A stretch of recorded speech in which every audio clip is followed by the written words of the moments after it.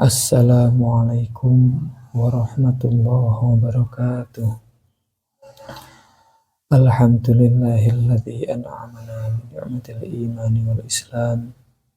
Wassalatu wassalamu ala sayyidina Muhammadin khairil anam wa ala alihi wa ashabihil kiram. Asyhadu an la ilaha illallahul malikul quddusus salam. Wa asyhadu anna sayyidina wa habibana Muhammadan abduhu wa rasuluh sahibus syarafi wal ikhtiram. Para pendengar yang dirahmati Allah Subhanahu wa ta'ala, dalam kehidupan sehari-hari kita sering sekali berinteraksi dengan beberapa teman, rekan kerja, keluarga, dan lain-lain. Islam telah mengajarkan bagaimana kita menjadi pribadi yang bisa menjaga diri untuk tidak banyak berbicara. Islam juga mengajarkan bagaimana kita bisa memahami situasi dan kondisi, ataupun kapan dan dengan siapa kita berbicara. Kecenderungan manusia memang lebih sering minta didengar daripada mendengarkan. Kita bisa amati di sekeliling kita bersama. Dalam sebuah forum misalnya, dipastikan ada saja 1-2 orang yang mendominasi pembicaraan dan tidak mau mengalah dengan pendapatnya. Ketika menanggapi pembicaraan orang lain, ia pun cenderung mengedepankan keakuannya dengan menonjolkan diri dengan apa yang ia miliki. Ibaratnya, dia lebih minta untuk dipahami tetapi tidak bisa memahami apa yang orang lain ungkapkan.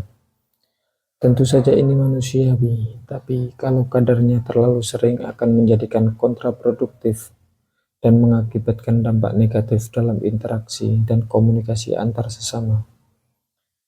Imam Al-Lu'lu'i mengatakan dalam syair Adab Talab, wa fi kathiril qawli ba'dudul maqti, yang artinya dalam banyaknya bicara dapat menimbulkan sebagian kebencian.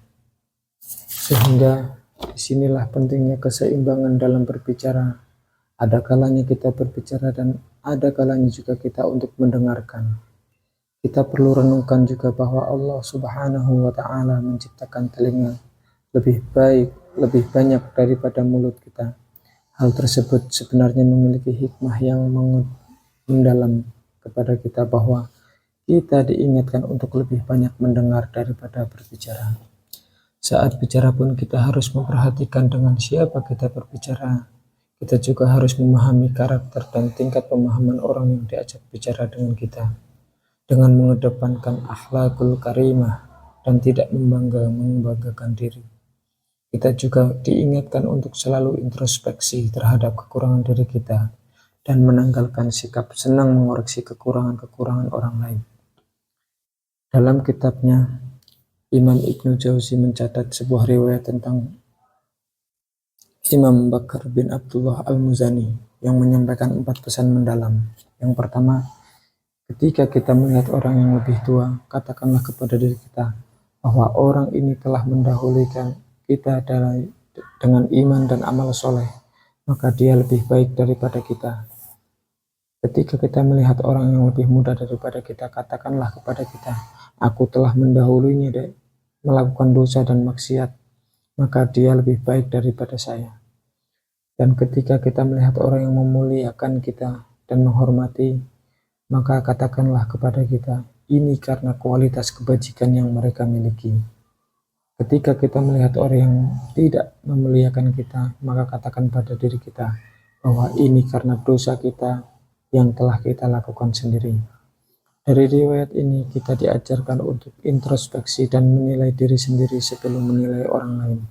Kita juga diajarkan untuk selalu husnudzon sebagai jalan membuka pendewasaan spiritual dan menghadirkan pahala dari Allah Subhanahu wa ta'ala.